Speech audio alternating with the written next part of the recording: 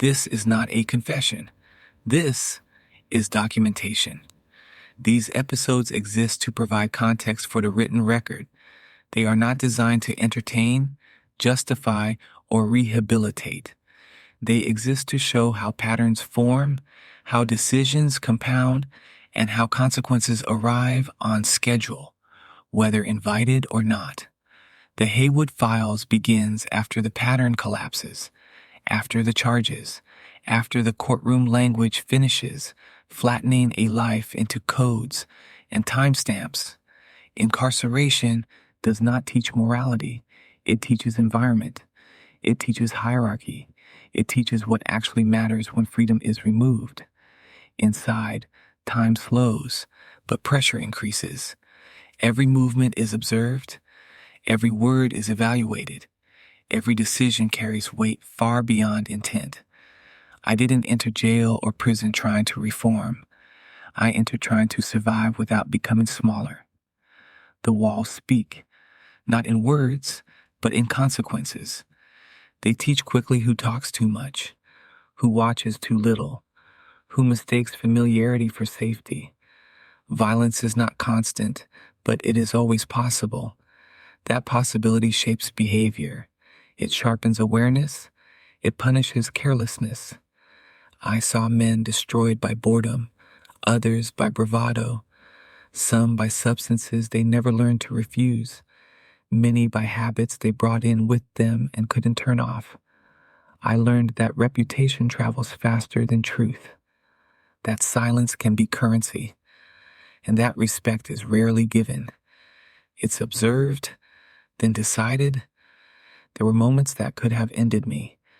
A riot that turned a housing unit into a red-lit surge of bodies. A correctional officer placing his boot on my neck because someone had to break. A young man regulated for street habits he didn't know how to shed. None of these moments were cinematic. They were instructional. Inside power is not dominance. It's restraint.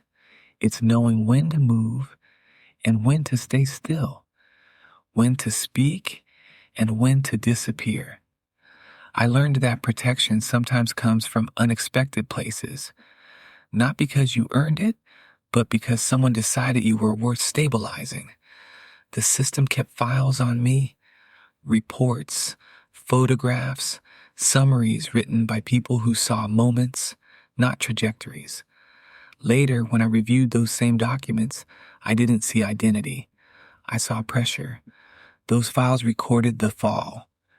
They did not record what the fall forced me to confront. Incarceration stripped away the illusion that time is cheap. It exposed how quickly life narrows when decisions go unmanaged, and it made something unavoidable clear. Awareness is not optional under constraint. You either develop it or you pay for not having it. The Haywood Files is not about glorifying incarceration. It's about documenting what pressure reveals, the habits that survive, the instincts that get sharpened, and the ones that finally die. I walked in one man. I walked out awake, not polished, not redeemed, just conscious of the operating environment I've been ignoring for years. This episode documented the environment, the pressure, the education that only constraint provides. The Haywood Files is the written record of what incarceration teaches when you finally pay attention.